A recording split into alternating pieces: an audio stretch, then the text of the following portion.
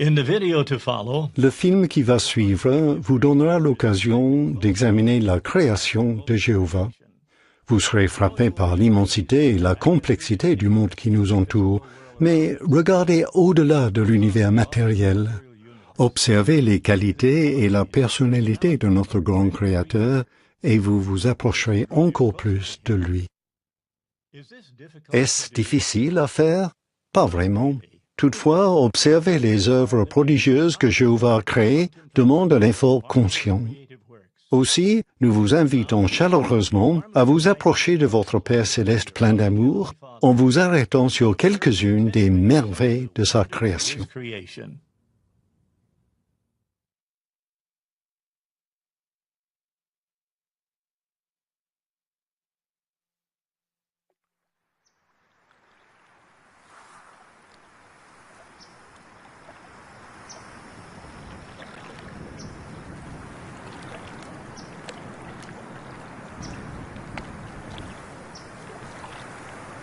Hé papa, regarde ça.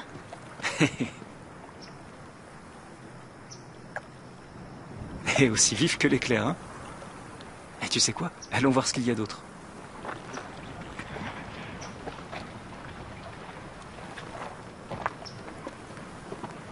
Tu sais, il y a tout un tas de choses merveilleuses à voir ici. Mais certaines ne sont pas visibles à l'œil nu. Je comprends pas. Rappelle-toi de l'étude de la semaine dernière. Tu voulais savoir comment devenir l'ami de Jéhovah et bien le connaître. Ça te revient? Oui, je crois que ça me revient. C'est par l'étude de la Bible. C'est bien. L'étude est en effet le meilleur moyen. Mais il existe autre chose.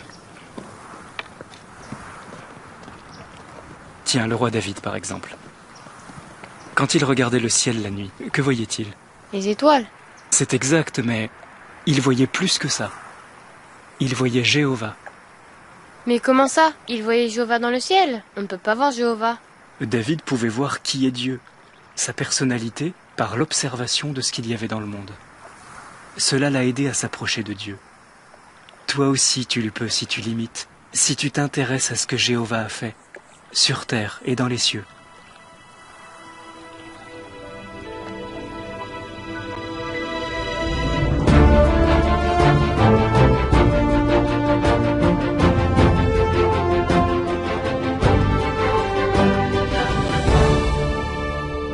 Beaucoup aiment observer la création.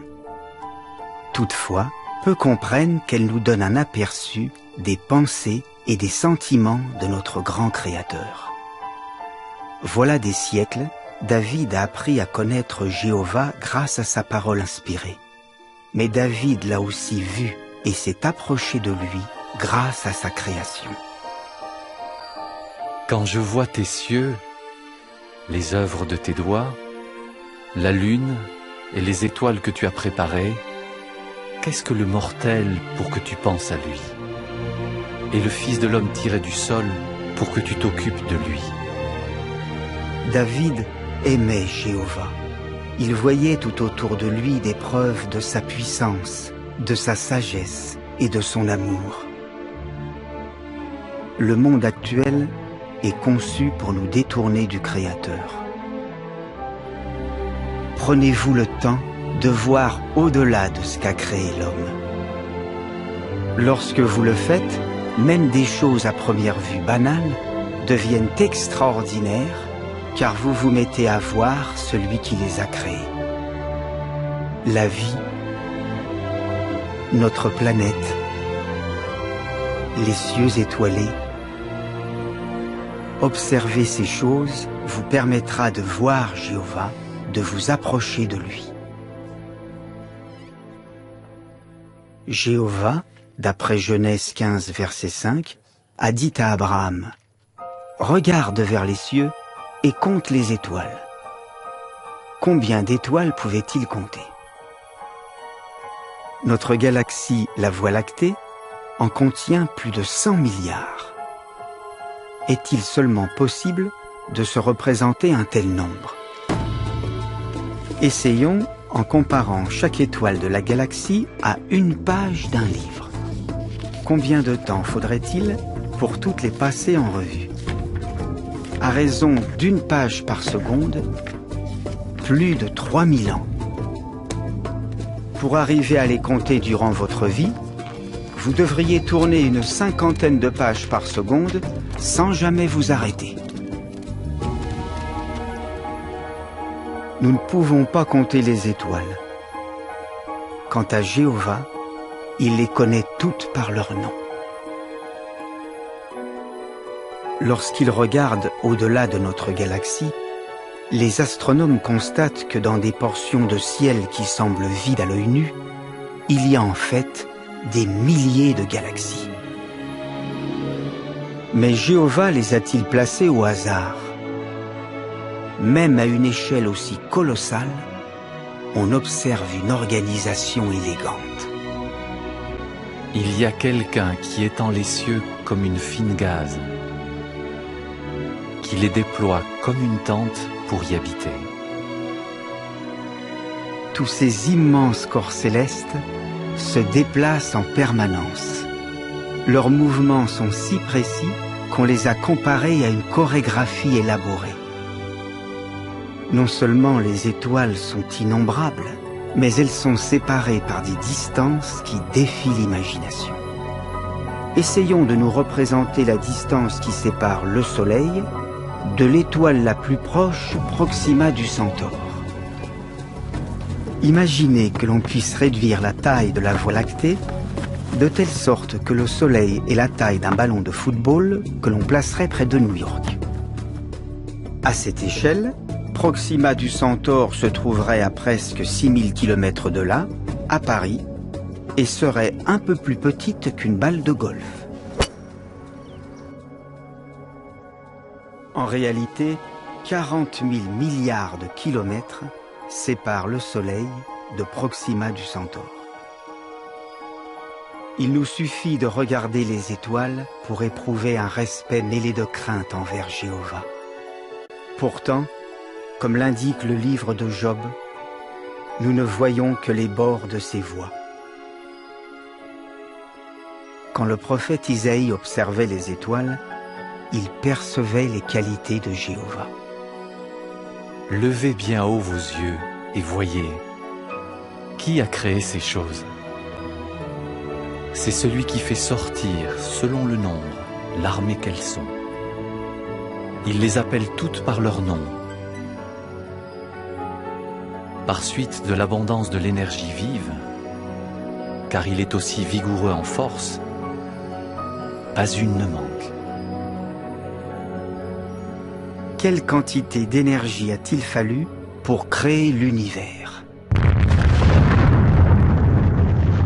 Ne serait-ce qu'au niveau de l'atome, on trouve une énergie extraordinaire que l'homme malheureusement a souvent utilisée pour détruire.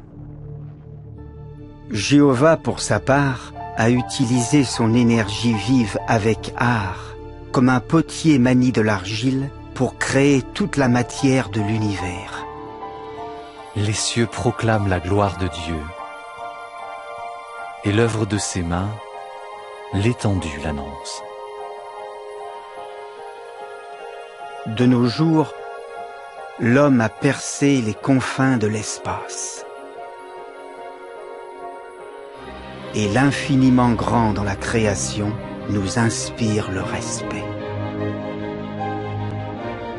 À toi, ô Jéhovah, sont la grandeur, la supériorité.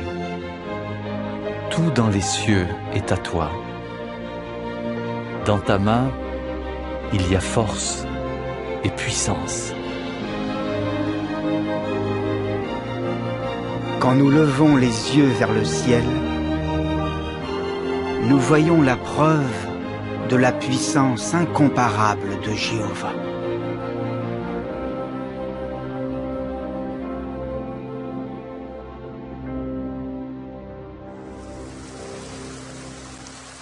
Jéhovah est tout-puissant. Mais t'es sûr qu'il s'intéresse bien à chacun de nous sur Terre? On voit qu'il s'intéresse à nous au travers de sa création d'une maison confortable, pour notre seul bonheur.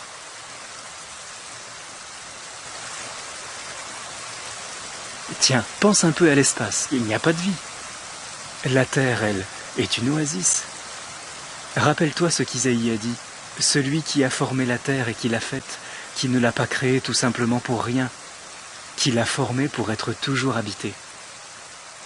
En quel sens Jéhovah a-t-il formé la terre pour être habitée? Souvent, on n'accorde que peu d'attention à l'eau, car elle est plus abondante sur terre que n'importe quelle autre substance. Elle est pourtant indispensable à la vie. Voyons de plus près ce qu'elle peut nous apprendre sur son concepteur. Dans un simple verre d'eau, il y a plusieurs milliers de milliards de molécules. La conception de ces molécules est simple en apparence, 2 atomes d'hydrogène liés à un atome d'oxygène. L'oxygène a une charge légèrement négative, l'hydrogène une charge légèrement positive. Ces charges opposées s'attirent mutuellement comme de minuscules aimants, formant ce qu'on appelle des liaisons hydrogènes. Que produit cette conception simple mais élégante? Quand elle refroidit, l'eau se contracte et sa densité s'accroît. Cependant, contrairement à la plupart des autres liquides, quand sa température atteint le point de congélation, l'eau se met à augmenter de volume. À quoi est dû ce phénomène inattendu? Lorsque l'eau se transforme en glace, les liaisons hydrogènes entre ces molécules se verrouillent par endroits, se cristallisant en une structure très lâche. En raison de cette conception hors du commun, la glace est moins dense que l'eau et elle flotte à sa surface. Si tel n'était pas le cas, une bonne partie de l'eau des lacs, des fleuves et même des océans finirait par se changer en glace. Mais Jéhovah a créé un isolant naturel qui protège la vie dans l'eau qu'il recouvre. Assurément, la sagesse de Jéhovah se voit dans la façon magistrale dont il a conçu la mer et les sources d'eau.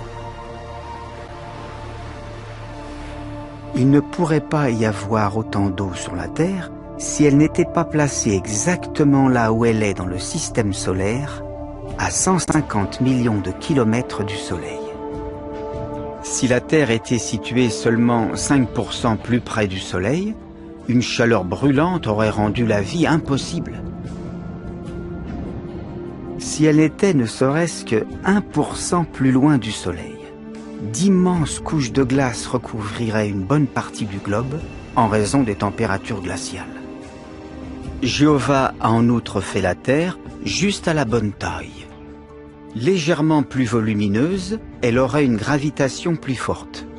L'hydrogène, qui est un gaz léger, ne pourrait échapper à son attraction et s'accumulerait à sa surface. Avec le temps, l'atmosphère deviendrait impropre à la vie. À l'inverse, si la Terre était un petit peu plus petite, l'oxygène et les eaux de surface indispensables à la vie s'en échapperaient. Dans un cas comme dans l'autre, la vie n'existerait pas. Tant la taille de la Terre que sa distance par rapport au Soleil révèle que Jéhovah a formé notre planète pour être habitée. Tournant autour de notre planète, nous avons un témoin fidèle du fait que Jéhovah a conçu avec soin notre demeure terrestre. Mais la Lune, n'est-elle là que pour embellir le ciel? Le psalmiste déclare que Jéhovah a fait la Lune pour les temps fixés. Quel est son rôle? La Lune, dont le diamètre correspond au quart de celui de la Terre, exerce une forte attraction gravitationnelle sur notre planète, ce qui stabilise l'inclinaison de son axe de rotation. Sans la Lune, l'axe de la Terre oscillerait sur des milliers d'années de près de 0 degré à environ 85 degrés. Cela aurait des conséquences dramatiques sur le climat. Les températures atteindraient des sommets sur une partie de la Terre, tandis que sur l'autre, elles descendraient très bas. La Lune contribue à la stabilité du climat et des saisons. Elle est à la fois belle et essentiel à la vie. C'est à juste titre que la Bible la qualifie de témoin fidèle dans les cieux nuageux. Quand vous entendez le léger murmure de l'eau, quand vous sentez la douce chaleur du soleil, quand vous regardez la lune, si belle, rendez grâce à Jéhovah, celui qui a préparé avec amour notre demeure.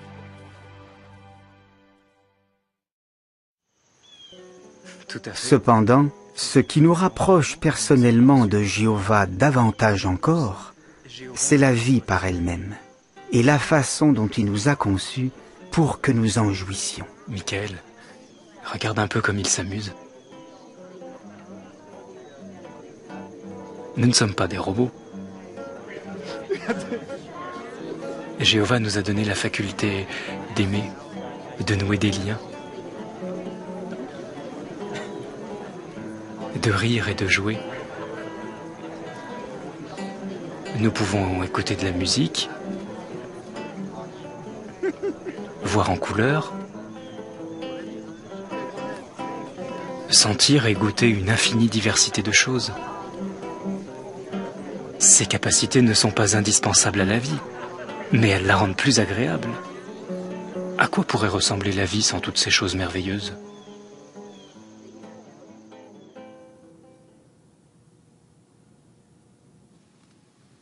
Si la musique n'existait pas, si les sentiments n'existaient pas, si tous les aliments, bien qu'étant nourrissants, avaient tous la même couleur, la même texture, le même goût, la même odeur.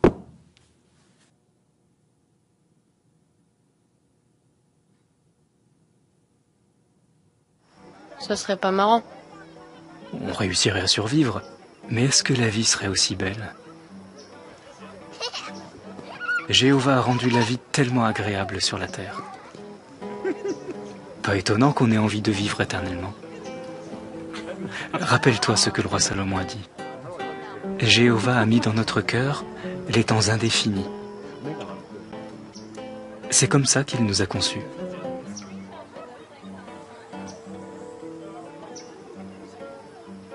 Plus nous observons la création, plus nous comprenons que la vie est un don, conçu pour notre bonheur.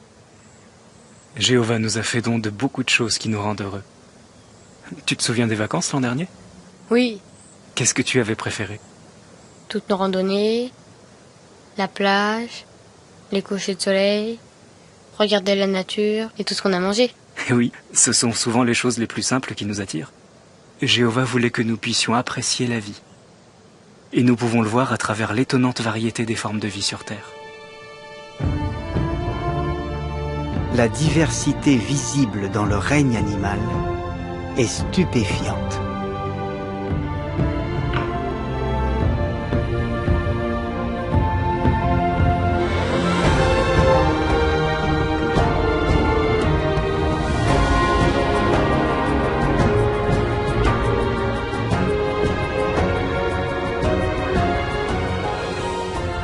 Rien que dans les océans, on trouve des bêtes sans nombre. Des créatures vivantes, tant petites que grandes. Les eaux regorgent de vie. Les œuvres de Jéhovah, nombreuses et variées, sont prodigieuses.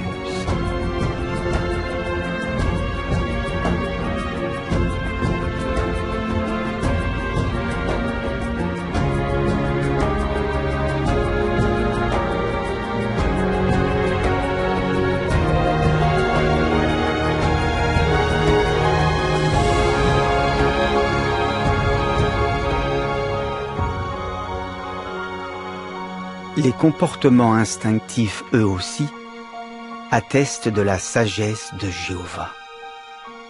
Comment les oiseaux arrivent-ils à trouver leur chemin lorsqu'ils migrent sur des milliers de kilomètres? comment savent-ils que voler en V permet une économie d'énergie?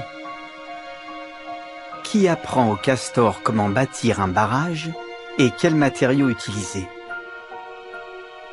Qui apprend à l'araignée à construire sa toile selon des motifs géométriques?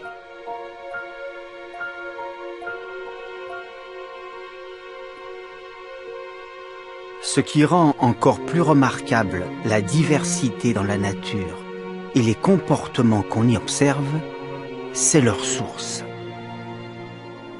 Jéhovah a soigneusement caché dans chaque cellule vivante une forme particulière de molécule appelée acide désoxyribonucléique ou ADN. Chaque molécule d'ADN se compose d'une série de molécules plus petites appelées nucléotides, la cytosine, la guanine, l'adénine et la thymine. Ces nucléotides sont assemblés en longs brins enroulés en double hélice. Tout comme des lettres peuvent être assemblées pour former des mots, ces 4 nucléotides C, G, A et T sont disposés en combinaisons particulières de façon à correspondre à des acides aminés. Ces acides aminés sont les composants fondamentaux de tout organisme vivant. Aussi surprenant que cela puisse paraître, qu'il s'agisse d'un séquoia majestueux ou d'une orchidée rare, d'une baleine de grande taille ou d'un nouveau-né, la conception de chaque organisme vivant est consignée sous la même forme, un schéma ADN personnel. Le psalmiste avait raison de dire « Que tes œuvres sont nombreuses, ô Jéhovah. Elles toutes, tu les as faites avec sagesse. La terre est pleine de tes productions. » Mais nulle part plus que chez ces créatures humaines, la sagesse et l'amour de Jéhovah ne sont plus manifestes. Dès sa conception, un humain dispose d'un potentiel bien supérieur à n'importe quelle autre créature sur la terre. Tu m'abritais dans le ventre de ma mère. Mes os ne t'ont pas été cachés lorsque j'ai été fait dans le secret, lorsque j'ai été tissé dans les parties les plus basses de la terre. Tes yeux ont vu mon embryon, et dans ton livre étaient inscrites toutes ces parties. Qu'est-ce qui nous rend uniques? En quoi sommes-nous si différents des autres créations terrestres de Jéhovah? D'après Genèse 1, verset 26, Jéhovah dit encore « Faisons l'homme à notre image, selon notre ressemblance. » Nous avons donc été conçus pour refléter la personnalité de Jéhovah lui-même. Notre faculté de raisonner, notre besoin inné de spiritualité, notre capacité à aimer, tout nous distingue des animaux que Dieu a créés. Qui plus est, Dieu nous a conçus avec le potentiel nécessaire pour vivre éternellement. Nos cellules, ces minuscules briques dont notre corps est composé, sont conçues pour se régénérer indéfiniment. De plus, Jéhovah nous a dotés d'un chef-d'œuvre de conception destiné à durer toujours. Notre cerveau comporte environ 100 milliards de neurones. Chacun d'eux est une cellule nerveuse exceptionnelle, connectée à des milliers d'autres, parfois jusqu'à 250 000. À eux tous, nos neurones stockent les renseignements qui font de nous ce que nous sommes.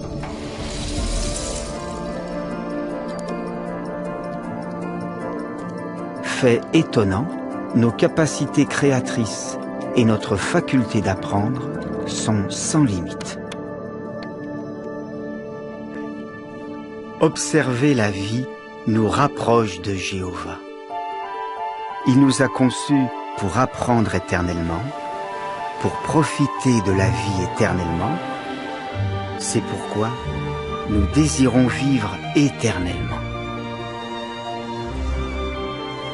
Dans son amour, Jéhovah nous promet une vie dont nous ne pouvons que rêver.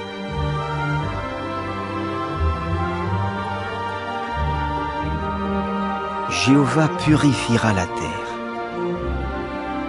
et rétablira le paradis.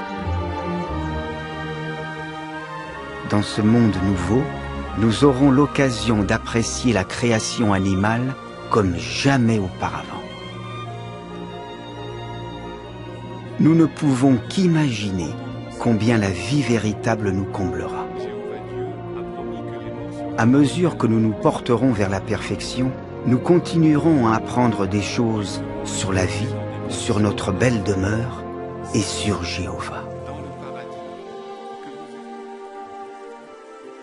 L'amour, la paix et le bonheur rempliront nos cœurs.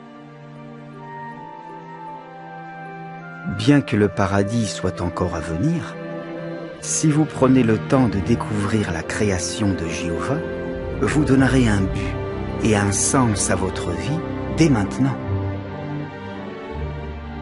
Beaucoup ont cherché en vain un sens et un but à donner à leur vie dans une carrière, l'argent ou les loisirs. Le monde créé par l'homme est conçu pour nous éloigner de Jéhovah. À nous de décider s'il y parviendra ou non. Si vous voulez vous approcher davantage de Jéhovah, observez la création et voyez celui qui en est l'auteur. Après s'être intéressé à la création, Job a déclaré « Par ouï dire j'ai entendu parler de toi, mais maintenant mon œil te voit. » Oui, nous pouvons voir Jéhovah partout, dans les cieux majestueux en haut, dans la demeure précieuse qu'il a faite pour nous, dans la façon dont il a conçu la vie elle-même. Tous les organismes vivants sur notre belle planète, aussi petits soient-ils, reflètent le talent, l'originalité et la sagesse de notre Créateur plein d'amour. Même quand nous vivrons éternellement, nous ne cesserons jamais de ressentir du respect et de l'admiration pour notre Père merveilleux, le grand artiste de la création, Jéhovah.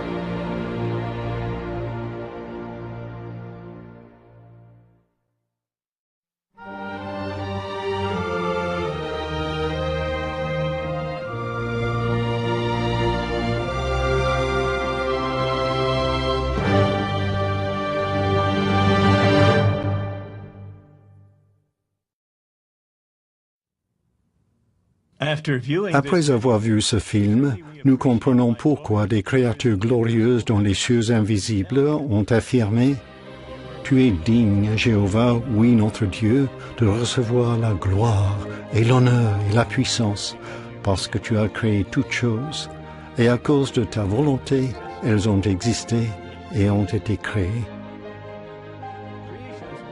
Les merveilles de la création devraient susciter en vous les sentiments exprimés en Psaume 19, verset 1, qui déclare « Les cieux proclament la gloire de Dieu et l'œuvre de ses mains, l'étendue l'annonce. » Et en Psaume 104, verset 24, le psalmiste exclame « Que tes œuvres sont nombreuses, ô Jéhovah, elles toutes, tu les as faites avec sagesse, la terre est pleine de tes productions. » Prêtez-vous attention chaque jour à ce que Dieu a créé? Si vous avez des enfants, les aidez-vous à discerner la sagesse infinie de Jéhovah et la profondeur de son amour pour nous en attirant leur attention sur ses œuvres? Quand Jéhovah a créé le premier homme, Adam, il l'a mis dans un jardin magnifique. Une des premières tâches qu'il lui a confiées consistait à observer attentivement les animaux et à étudier leurs particularités. Il devait ensuite donner un nom à chacun d'eux. Une telle mission vous aurait-elle plu? Sans conteste, dans ce paradis, il aurait été facile d'être absorbé par les œuvres du Créateur Jéhovah et de se sentir poussé à le glorifier. Aujourd'hui, toutefois, la situation est radicalement différente. Nous ne sommes pas dans un paradis. Aucun habitant de la terre n'est parfait. Des humains égoïstes ruinent la magnifique demeure qui nous a été donnée. De plus en plus de gens vivent dans les villes, où la création terrestre et céleste est bien souvent ignorée et dépréciée. Un grand nombre de personnes sont captivées par le monde virtuel de la télévision, des films et des jeux vidéo. Nous devons résister à la tendance à fermer les yeux sur les œuvres des mains de Jéhovah. Jésus, qui voulait réconforter ses contemporains affligés, les a encouragés à observer attentivement les oiseaux des cieux et à recevoir la leçon des lys des champs. Pourquoi ce conseil?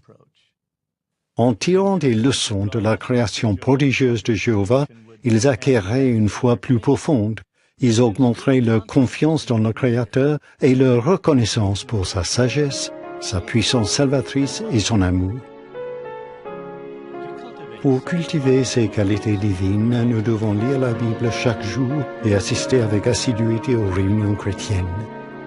Parents, étudiez la Bible chaque semaine avec vos enfants. De cette façon, vous les aiderez à éprouver une profonde gratitude pour les œuvres magnifiques de notre Auteur. C'est agir avec sagesse que de ne pas se laisser distraire outre mesure par les œuvres de ce monde. Ne nous laissons pas non plus absorber par des objectifs personnels ou des intérêts égoïstes. Prenez le temps d'observer attentivement toutes les œuvres merveilleuses de Dieu. Vous vous approcherez ainsi toujours plus de Jéhovah, lui qui a fait toutes choses belles en son temps.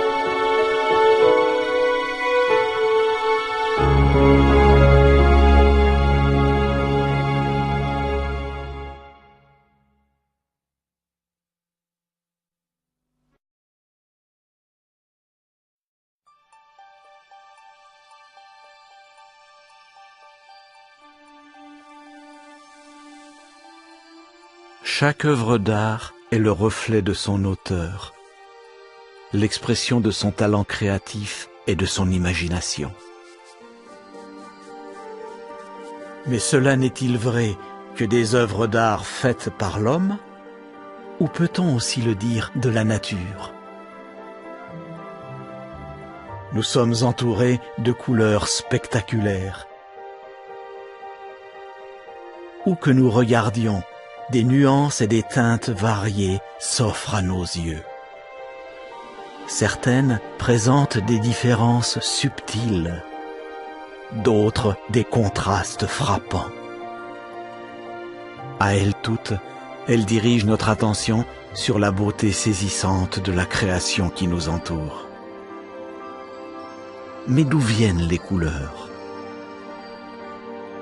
La réponse tient à la nature de la lumière et à son interaction avec différentes surfaces. En général, la lumière paraît blanche à l'œil. Toutefois, cette lumière blanche peut en fait être décomposée dans toutes les couleurs du spectre visible, chaque couleur correspondant à une longueur d'onde différente. La plupart des objets contiennent des substances chimiques appelées pigments, qui absorbent certaines longueurs d'onde et en réfléchissent d'autres. C'est ce que chaque objet réfléchit vers notre œil qui provoque la merveilleuse diversité de couleurs que nous voyons. Parmi les plus belles couleurs que l'on trouve dans la nature, il y a celles qui résultent d'un phénomène appelé iridescence. Ces couleurs brillantes changent selon l'angle sous lequel on les regarde. Qu'est-ce qui est à l'origine de ces couleurs chatoyantes? Dans la plupart des cas, l'iridescence est due non à des pigments, mais à la structure bien particulière de la surface de l'objet. Les ailes du morpho, par exemple, sont recouvertes de minuscules écailles semi-transparentes. Chacune des écailles est constituée de fines couches de crénelures microscopiques, régulièrement espacées, et qui, elles aussi, portent des crénelures encore plus fines sur les côtés. L'espacement entre ces minuscules lamelles est inférieur à la longueur d'onde du spectre visible. Les lamelles décomposent donc les ondes de lumière, ce qui crée des interférences. En conséquence, certaines couleurs s'affaiblissent, tandis que d'autres se renforcent. Les ondes lumineuses renforcées sont diffusées vers notre œil en un bleu brillant. Assurément, ces magnifiques œuvres d'art sont le fruit d'une conception ingénieuse et complexe. Ces couleurs spectaculaires ne se trouvent pas uniquement dans les objets qui nous entourent. Elles sont aussi au-dessus de nous. Quand il descend sur l'horizon, le soleil couchant pare le ciel de couleurs magnifiques. Qu'est-ce qui est à l'origine de ce chef-d'œuvre? En entrant dans l'atmosphère, la lumière du soleil frappe des molécules d'air et des particules de poussière qui dispersent les ondes lumineuses. Cependant, le degré de dispersion de ces ondes dépend de leur longueur. Les ondes bleues, qui sont courtes, s'éparpillent largement dans l'atmosphère. C'est pourquoi le ciel paraît bleu lorsque par temps clair, le soleil est haut sur l'horizon. Mais quand le soleil est bas, la lumière doit traverser une plus grande étendue d'atmosphère avant d'atteindre notre œil. Comme elles sont courtes, les ondes bleues se dispersent avant d'arriver jusqu'à nous. En revanche, les ondes rouges et orangées, qui sont longues, traversent l'atmosphère et donnent au ciel ces lueurs dorées et cramoisies du couchant. Quelle magnifique palette de couleurs Jéhovah a utilisée pour peindre notre demeure. Quand nous prenons le temps d'en observer la beauté, nous nous sentons plus proches de Jéhovah Dieu, le plus grand des artistes. En effet, de même que toute œuvre d'art est le reflet de son auteur, de même les superbes couleurs que Jéhovah a données à chacune de ses créations nous rappellent quotidiennement combien il nous aime. Sans conteste, toute chose, il l'a faite belle en son temps.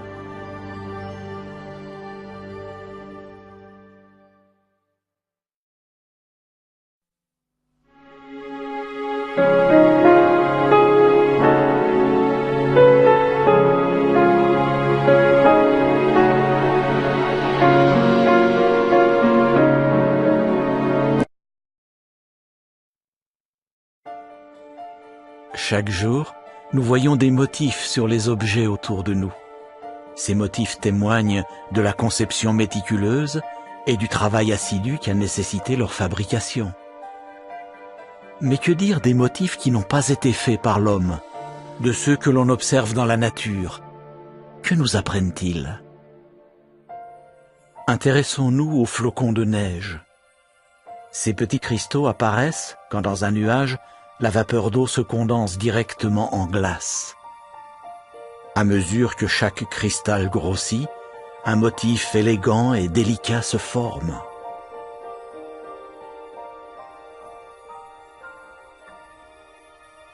Regardons plus attentivement le dessin d'un flocon. Les branches cristallines se ramifient, elles se ramifient encore et encore, devenant de plus en plus petites. Les mathématiciens qui étudient ce concept d'autosimilitude utilisent l'adjectif fractal pour parler d'une forme géométrique qui se répète à des échelles différentes. Où peut-on observer d'autres formes fractales dans la nature? On remarque un certain degré d'autosimilitude dans les arbres. Le tronc se ramifie en branches, les branches en rameaux, les rameaux en ramilles, etc. Les feuilles de la fougère sont également fractales. Une forme de type différent, mais fractale elle aussi, se retrouve dans la coquille à loge du nautile. Au cours de sa croissance, le nautile construit des loges plus grandes et scelle les anciennes plus petites dont il n'a plus besoin. Il en résulte une spirale de nature fractale. Sa taille augmente, mais sa forme reste la même. De telles structures en spirale sont présentes un peu partout dans la nature. Des formations nuageuses d'un ouragan aux petits coquillages sur la plage. De la disposition des étoiles dans une galaxie aux fleurons d'une fleur de tournesol. À quoi sont dus ces motifs en spirale? Dans le cas du tournesol, ils sont dus à l'angle particulier auquel les nouveaux bourgeons se forment. Cet angle, d'environ 137,5 degrés, est parfois appelé angle d'or. Résultat, une disposition idéalement compacte, sans perte de place, qui produit ces motifs en spirale si caractéristiques. Si le tournesol produisait des fleurons non selon l'angle d'or, mais selon un autre angle, 140 degrés par exemple, on observerait des bras en forme de rayon, et la disposition des graines ne serait pas optimale. Quand on se penche davantage encore sur le sujet, on discerne un lien mathématique fascinant entre cet angle d'or et une suite de nombres appelée suite de Fibonacci. Chaque terme de cette suite s'obtient en additionnant les deux termes précédents. On notera avec intérêt que les nombres de cette suite se retrouvent souvent chez les végétaux. Ce tournesol a 34 spirales dans un sens et 55 dans l'autre. Ces deux nombres appartiennent à la suite de Fibonacci. Un ananas aura généralement 8 et 13 spirales. En général, les fleurs à structure en spirale ont un nombre de pétales appartenant à la suite de Fibonacci. En quoi tout cela est-il intéressant? Plus on progresse dans la suite de Fibonacci, plus le rapport entre deux termes consécutifs s'approche de la valeur exacte de l'angle d'or. Ce rapport mathématique étonnant entre l'angle d'or selon lequel une plante croît et le nombre de spirales qui résultent de sa croissance nous rappelle que les formes que nous voyons dans la nature ne sont pas le fruit du hasard. Chaque forme traduit un ordre établi et une conception minutieuse. Quand nous prenons le temps d'examiner attentivement ces formes, nous ne pouvons que nous émerveiller devant l'habileté de leur concepteur, Jéhovah Dieu. Car ces qualités invisibles se voient clairement depuis la création du monde, parce qu'elles sont perçues par les choses faites.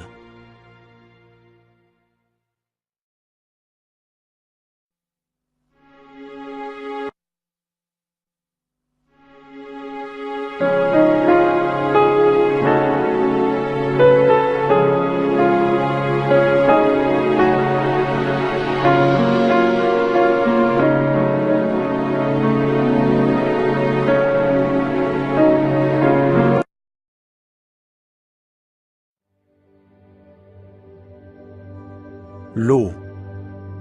Depuis l'espace, c'est la caractéristique la plus frappante de notre planète. Partout où la vie existe, il y a aussi de l'eau. Et ce n'est pas une coïncidence, car chaque goutte d'eau a des propriétés extraordinaires qui sont essentielles à tous les organismes vivants. Le séquoia sempervirent, par exemple, peut dépasser 100 mètres de hauteur. L'eau, qui transporte les éléments nutritifs, doit arriver à s'élever depuis les racines jusqu'aux feuilles les plus hautes. Comment parvient-elle à vaincre la gravitation pour atteindre une telle hauteur? Voyons ce qui se passe lorsqu'on introduit un fin tube de verre dans un récipient d'eau. L'eau se met à monter dans le tube. Comment cela se fait-il? Comme nous l'avons vu, la molécule d'eau est polarisée. Un côté a une charge électrique négative, l'autre une charge positive. En conséquence, les molécules d'eau forment des liaisons hydrogènes avec d'autres molécules polarisées, comme les molécules de verre qui se trouvent juste au-dessus d'elles sur les parois du tube. Dans le même temps, les liaisons entre les molécules d'eau font monter la surface de l'eau en entraînant à leur suite les molécules qui se trouvent sous elles à la manière des maillons d'une chaîne. Ce sont les mêmes forces, l'adhésion et la cohésion, qui sont à l'œuvre dans les arbres. L'eau s'élève dans le tronc de l'arbre par des canalisations, de fins capillaires. De plus, l'eau qui s'évapore par les feuilles crée un effet de succion qui se répercute tout au long de la chaîne de molécules d'eau jusqu'aux racines. Ces forces combinées font s'élever l'eau, transportant des éléments nutritifs indispensables vers chaque branche, rameau, ramille et feuille. Ce processus étonnant est silencieusement à l'œuvre dans les végétaux, de la fleur la plus petite à l'arbre le plus grand. Ces végétaux fournissent ensuite nourriture et oxygène aux humains et aux animaux. Mais ce qui nous concerne le plus directement et le plus personnellement, c'est le rôle que joue l'eau à l'intérieur de notre corps. Composante du sang qui coule dans nos veines, du liquide dans lequel baignent nos cellules et de celui qu'elles contiennent, l'eau est par excellence le véhicule de la vie. Solvant puissant, elle dissout sel, matières minérales et autres éléments nutritifs, puis les transporte sous forme liquide pour nourrir nos cellules. Elle est aussi un réactif, essentiel à la digestion des aliments. Même les protéines, les composantes de base de nos cellules, entretiennent des rapports particuliers avec l'eau. Pour accomplir leur rôle, les protéines doivent se replier selon une structure tridimensionnelle bien précise. Or, ce processus est dirigé par d'infimes interactions entre la protéine et l'eau. Incontestablement, toutes les propriétés de l'eau ont été calculées avec précision pour entretenir la vie. Sans eau, nos cellules seraient aussi desséchées et mortes qu'un porc en plein désert. Au lieu de cela, l'eau remplit nos cellules d'énergie, ce qui nous permet d'être vivants, en bonne santé et actifs. L'eau est assurément une création extraordinaire. Elle joue un rôle incomparable dans le maintien en vie de tous les organismes vivants sur notre belle planète. À tous les niveaux, de la plus infime molécule aux immenses océans, l'eau est inextricablement liée à la vie. Chaque jour, elle témoigne avec puissance de la sagesse de notre Créateur Jéhovah Dieu, celui qui a fait le ciel et la terre et la mer et les sources d'eau.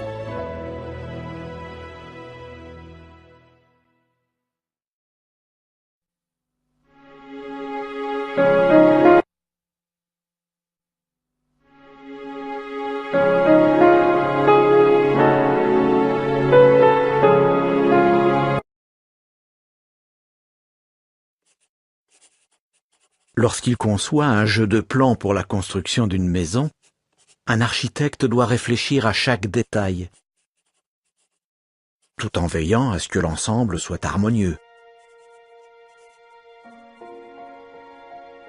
Qu'en est-il de la conception de la vie?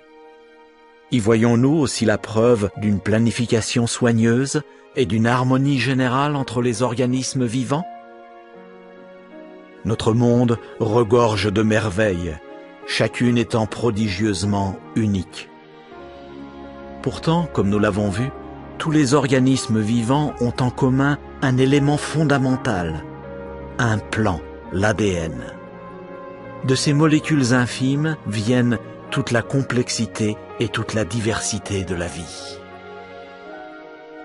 L'ADN définit non seulement l'aspect physique, le comportement, les capacités et l'instinct des organismes vivants, mais encore la possibilité d'associations étonnantes d'organismes différents.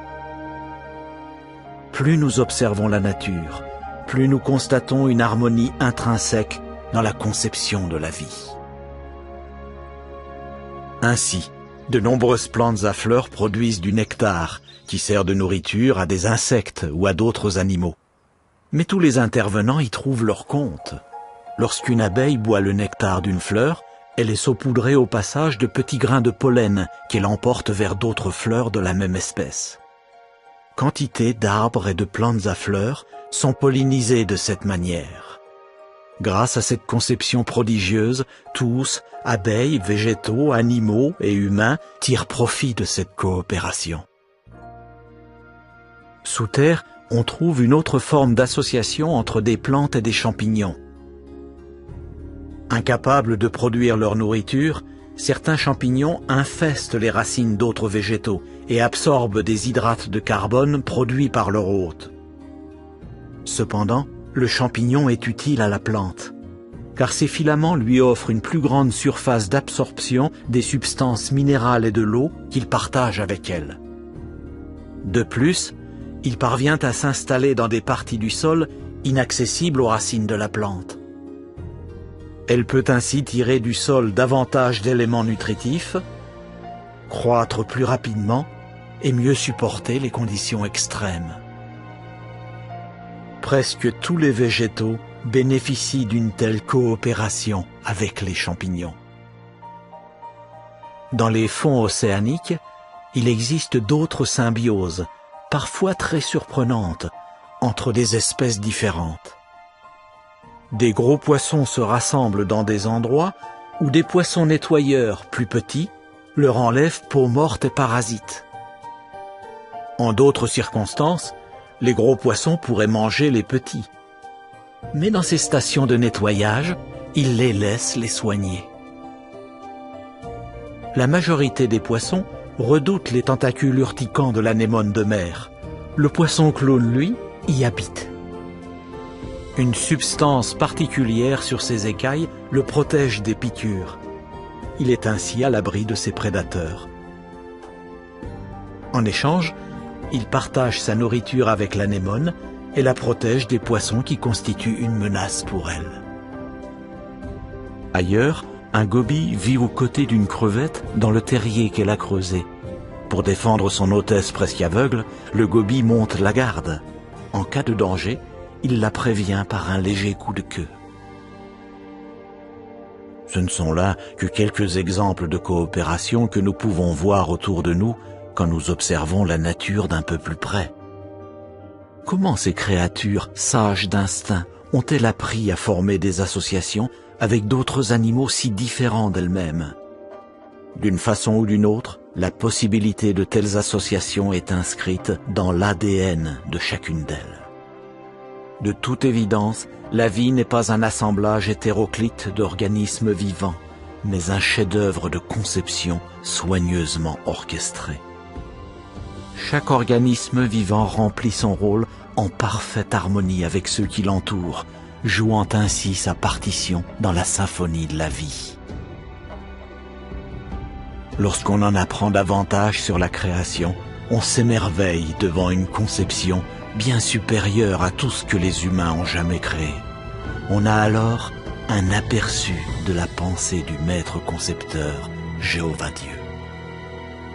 Tu es digne, Jéhovah, de recevoir la gloire et l'honneur et la puissance, parce que tu as créé toutes choses.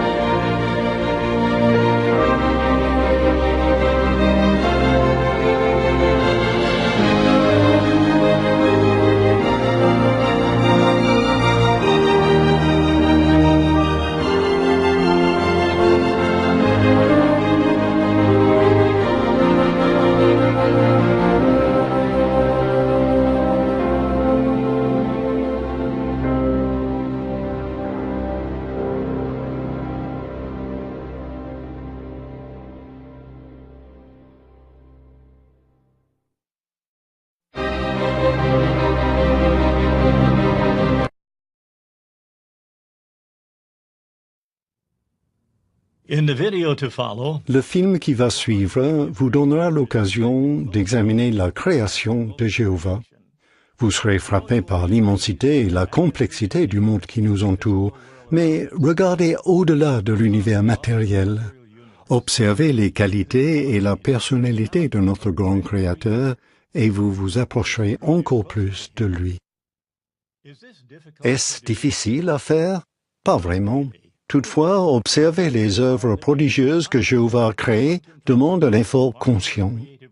Aussi, nous vous invitons chaleureusement à vous approcher de votre Père céleste plein d'amour en vous arrêtant sur quelques-unes des merveilles de sa création.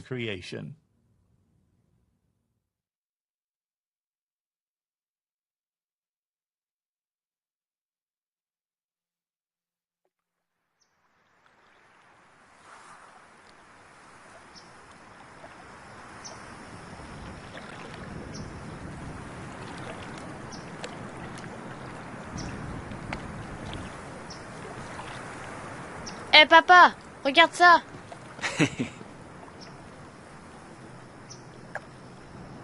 Et aussi vif que l'éclair, hein? Et tu sais quoi? Allons voir ce qu'il y a d'autre.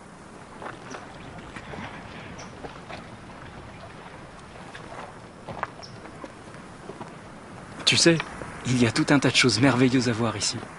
Mais certaines ne sont pas visibles à l'œil nu. Je comprends pas. Rappelle-toi de l'étude de la semaine dernière. Tu voulais savoir comment devenir l'ami de Jéhovah et bien le connaître. Ça te revient? Oui, je crois que ça me revient. C'est par l'étude de la Bible. C'est bien. L'étude est en effet le meilleur moyen. Mais il existe autre chose.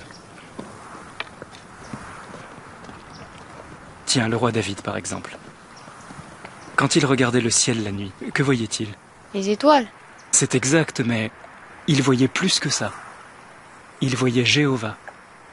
Mais comment ça? Il voyait Jéhovah dans le ciel. On ne peut pas voir Jéhovah. David pouvait voir qui est Dieu, sa personnalité, par l'observation de ce qu'il y avait dans le monde. Cela l'a aidé à s'approcher de Dieu. Toi aussi tu le peux si tu l'imites, si tu t'intéresses à ce que Jéhovah a fait, sur terre et dans les cieux.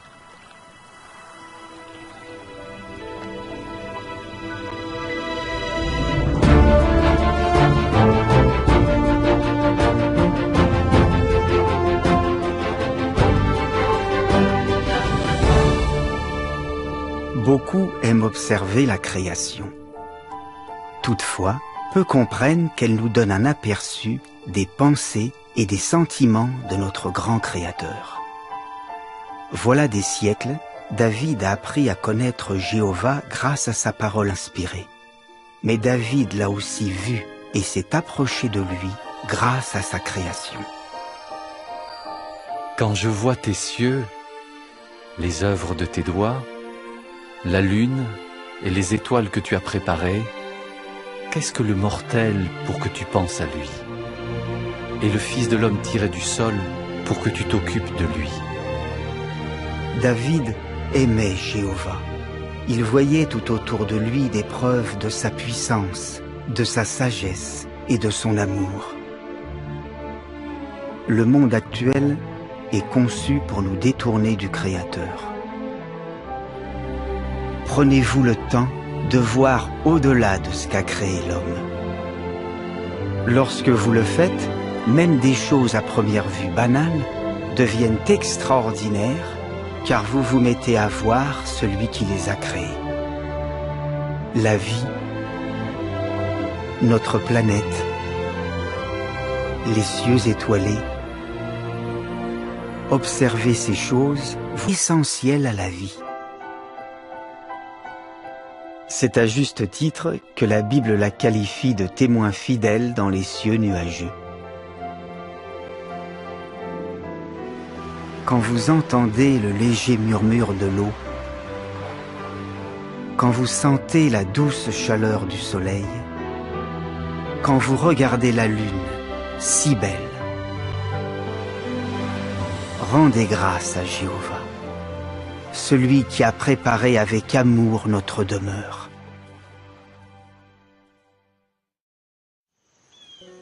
Tout à fait. Cependant, ce qui nous rapproche personnellement de Jéhovah davantage encore, c'est la vie par elle-même et la façon dont il nous a conçus pour que nous en jouissions. Michael, regarde un peu comme il s'amuse.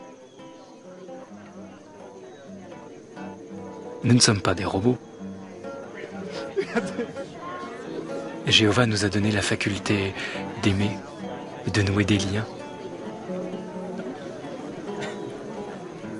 de rire et de jouer. Nous pouvons écouter de la musique, voir en couleur, sentir et goûter une infinie diversité de choses. Ces capacités ne sont pas indispensables à la vie, mais elles la rendent plus agréable. À quoi pourrait ressembler la vie sans toutes ces choses merveilleuses ?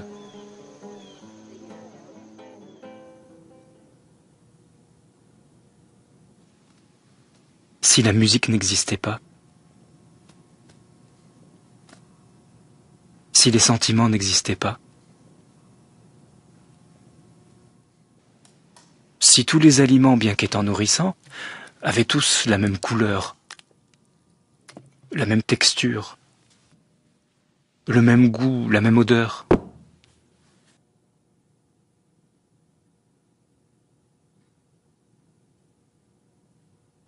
Ce serait pas marrant. On réussirait à survivre, mais est-ce que la vie serait aussi belle ? Jéhovah a rendu la vie tellement agréable sur la terre. Pas étonnant qu'on ait envie de vivre éternellement. Rappelle-toi ce que le roi Salomon a dit. Jéhovah a mis dans notre cœur les temps indéfinis. C'est comme ça qu'il nous a conçus.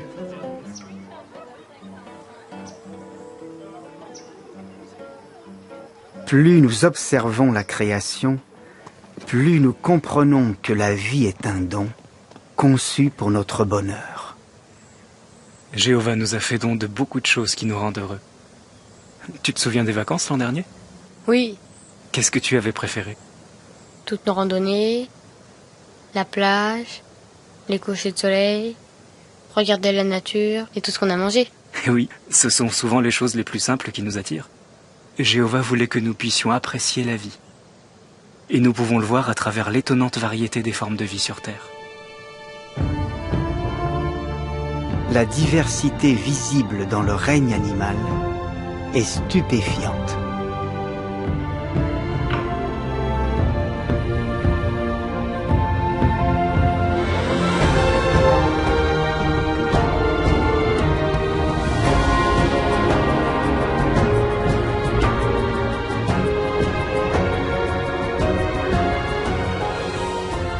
Rien que dans les océans, on trouve des bêtes sans nombre. Des créatures vivantes, tant petites que grandes. Les eaux regorgent de vie. Les œuvres de Jéhovah, nombreuses et variées, sont prodigieuses.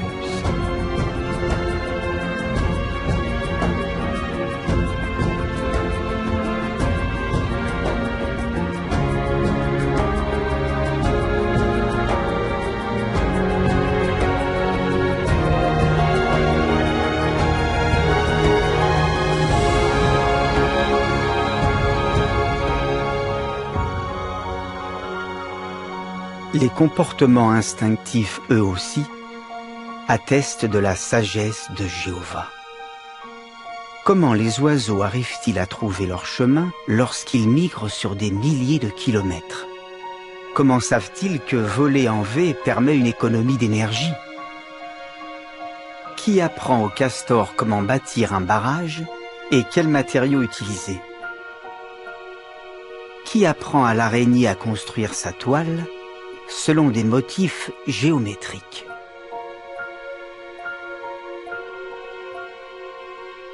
Permettra de voir Jéhovah, de vous approcher de lui.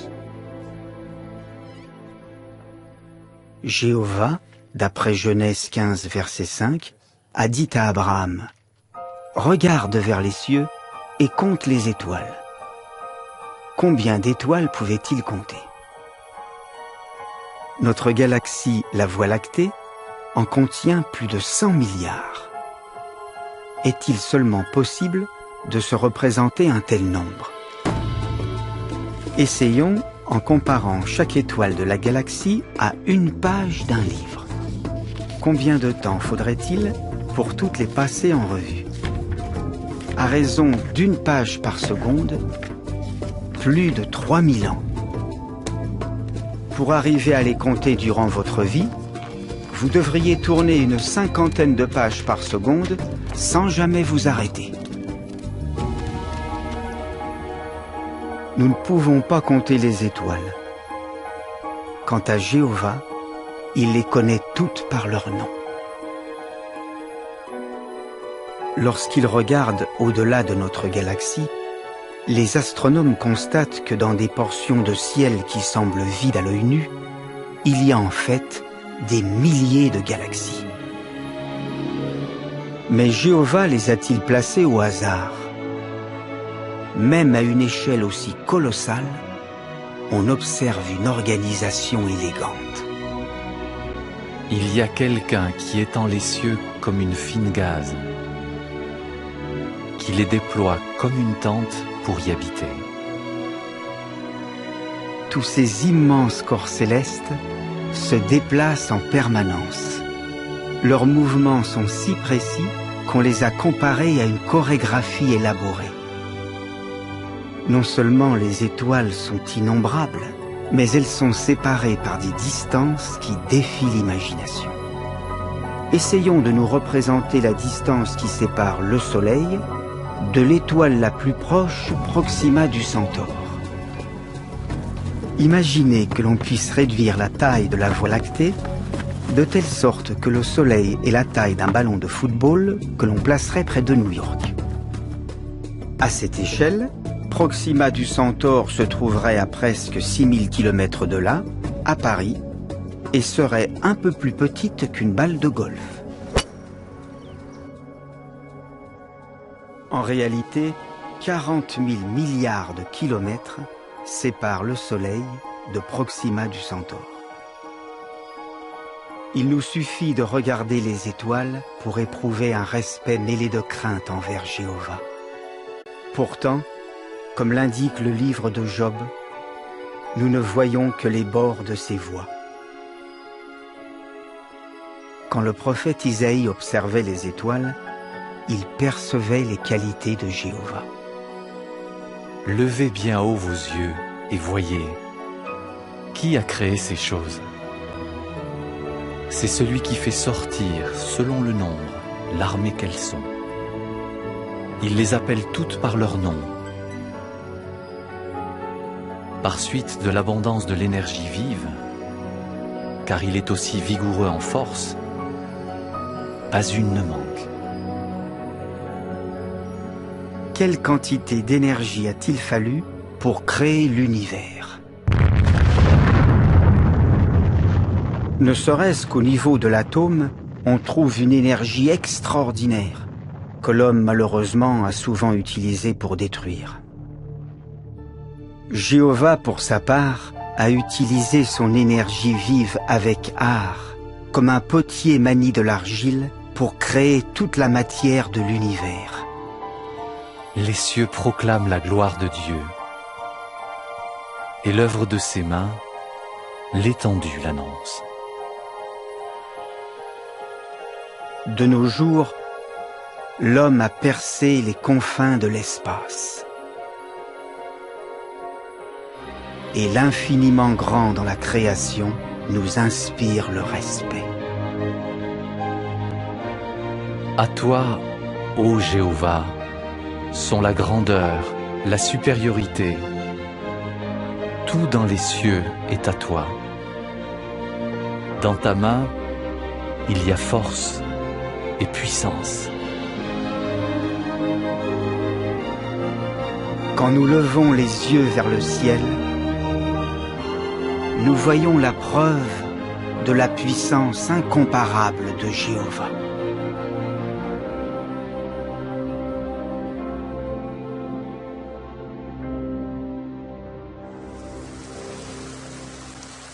Jéhovah est tout-puissant. Mais Ce qui rend encore plus remarquable la diversité dans la nature et les comportements qu'on y observe, c'est leur source. Jéhovah a soigneusement caché dans chaque cellule vivante une forme particulière de molécule appelée acide désoxyribonucléique ou ADN. Chaque molécule d'ADN se compose d'une série de molécules plus petites appelées nucléotides. La cytosine, la guanine, l'adénine et la thymine. Ces nucléotides sont assemblés en longs brins, enroulés en double hélice. Tout comme des lettres peuvent être assemblées pour former des mots, ces 4 nucléotides C, G, A et T sont disposés en combinaisons particulières de façon à correspondre à des acides aminés. Ces acides aminés sont les composants fondamentaux de tout organisme vivant. Aussi surprenant que cela puisse paraître, qu'il s'agisse d'un séquoia majestueux ou d'une orchidée rare, d'une baleine de grande taille ou d'un nouveau-né, la conception de chaque organisme vivant est consignée sous la même forme, un schéma ADN personnel. Le psalmiste avait raison de dire « Que tes œuvres sont nombreuses, ô Jéhovah, elles toutes, tu les as faites avec sagesse. La terre est pleine de tes productions. » Mais nulle part plus que chez ces créatures humaines, la sagesse et l'amour de Jéhovah ne sont plus manifestes. Dès sa conception, un humain dispose d'un potentiel bien supérieur à n'importe quelle autre créature sur la terre. Tu m'abritais dans le ventre de ma mère. Mes os ne t'ont pas été cachés lorsque j'ai été fait dans le secret, lorsque j'ai été tissé dans les parties les plus basses de la terre. Tes yeux ont vu mon embryon, et dans ton livre étaient inscrites toutes ces parties. Qu'est-ce qui nous rend uniques? En quoi sommes-nous si différents des autres créations terrestres de Jéhovah? D'après Genèse 1, verset 26, Jéhovah dit encore « Faisons l'homme à notre image, selon notre ressemblance. » Nous avons donc été conçus pour refléter la personnalité de Jéhovah lui-même. Notre faculté de raisonner, notre besoin inné de spiritualité, notre capacité à aimer, tout nous distingue des animaux que Dieu a créés. Qui plus est, Dieu nous a conçus avec le potentiel nécessaire pour vivre éternellement. Nos cellules, ces minuscules briques dont notre corps est composé, sont conçues pour se régénérer indéfiniment. De plus, Jéhovah nous a dotés d'un chef-d'œuvre de conception destiné à durer toujours. Notre cerveau comporte environ 100 milliards de neurones. Chacun d'eux est une cellule nerveuse exceptionnelle, connectée à des milliers d'autres, parfois jusqu'à 250 000.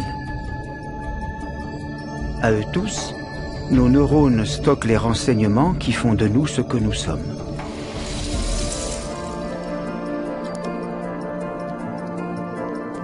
Fait étonnant, nos capacités créatrices et notre faculté d'apprendre sont sans limite.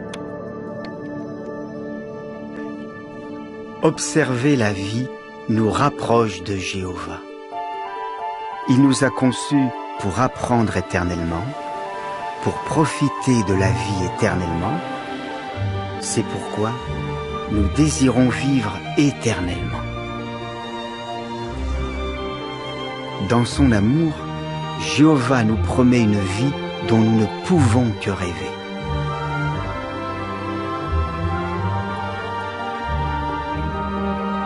Jéhovah purifiera la terre et rétablira le paradis. Dans ce monde nouveau, nous aurons l'occasion d'apprécier la création animale comme jamais auparavant. Nous ne pouvons qu'imaginer combien la vie véritable nous comblera.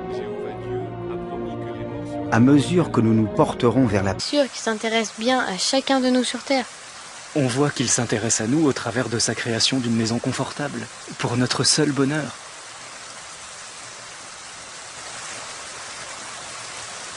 Tiens, pense un peu à l'espace, il n'y a pas de vie. La Terre, elle, est une oasis. Rappelle-toi ce qu'Isaïe a dit, celui qui a formé la Terre et qui l'a faite, qui ne l'a pas créée tout simplement pour rien, qui l'a formée pour être toujours habitée. En quel sens Jéhovah a-t-il formé la terre pour être habitée? Souvent, on n'accorde que peu d'attention à l'eau, car elle est plus abondante sur terre que n'importe quelle autre substance. Elle est pourtant indispensable à la vie. Voyons de plus près ce qu'elle peut nous apprendre sur son concepteur. Dans un simple verre d'eau, il y a plusieurs milliers de milliards de molécules. La conception de ces molécules est simple en apparence, 2 atomes d'hydrogène liés à un atome d'oxygène. L'oxygène a une charge légèrement négative, l'hydrogène une charge légèrement positive. Ces charges opposées s'attirent mutuellement comme de minuscules aimants, formant ce qu'on appelle des liaisons hydrogènes. Que produit cette conception simple mais élégante? Quand elle refroidit, l'eau se contracte et sa densité s'accroît. Cependant, contrairement à la plupart des autres liquides, quand sa température atteint le point de congélation, l'eau se met à augmenter de volume. À quoi est dû ce phénomène inattendu? Lorsque l'eau se transforme en glace, les liaisons hydrogènes entre ces molécules se verrouillent par endroits, se cristallisant en une structure très lâche. En raison de cette conception hors du commun, la glace est moins dense que l'eau et elle flotte à sa surface. Si tel n'était pas le cas, une bonne partie de l'eau des lacs, des fleuves et même des océans finirait par se changer en glace. Mais Jéhovah a créé un isolant naturel qui protège la vie dans l'eau qu'il recouvre. Assurément, la sagesse de Jéhovah se voit dans la façon magistrale dont il a conçu la mer et les sources d'eau. Il ne pourrait pas y avoir autant d'eau sur la Terre si elle n'était pas placée exactement là où elle est dans le système solaire, à 150 millions de kilomètres du Soleil.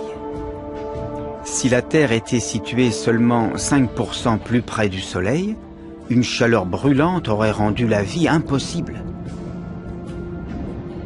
Si elle était ne serait-ce que 1% plus loin du Soleil, d'immenses couches de glace recouvriraient une bonne partie du globe en raison des températures glaciales.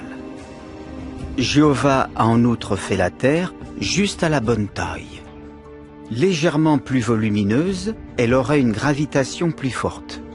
L'hydrogène, qui est un gaz léger, ne pourrait échapper à son attraction et s'accumulerait à sa surface. Avec le temps, l'atmosphère deviendrait impropre à la vie. À l'inverse, si la Terre était un petit peu plus petite, l'oxygène et les eaux de surface indispensables à la vie s'en échapperaient. Dans un cas comme dans l'autre, la vie n'existerait pas. Tant la taille de la Terre que sa distance par rapport au Soleil révèlent que Jéhovah a formé notre planète pour être habitée. Tournant autour de notre planète, nous avons un témoin fidèle du fait que Jéhovah a conçu avec soin notre demeure terrestre. Mais la Lune n'est-elle là que pour embellir le ciel? Le psalmiste déclare que Jéhovah a fait la Lune pour les temps fixés. Quel est son rôle? La Lune, dont le diamètre correspond au quart de celui de la Terre, exerce une forte attraction gravitationnelle sur notre planète, ce qui stabilise l'inclinaison de son axe de rotation. Sans la Lune, l'axe de la Terre oscillerait sur des milliers d'années de près de 0 degré à environ 85 degrés. Cela aurait des conséquences dramatiques sur le climat. Les températures atteindraient des sommets sur une partie de la Terre, tandis que sur l'autre, elles descendraient très bas. La Lune contribue à la stabilité du climat et des saisons. Elle est à la fois belle et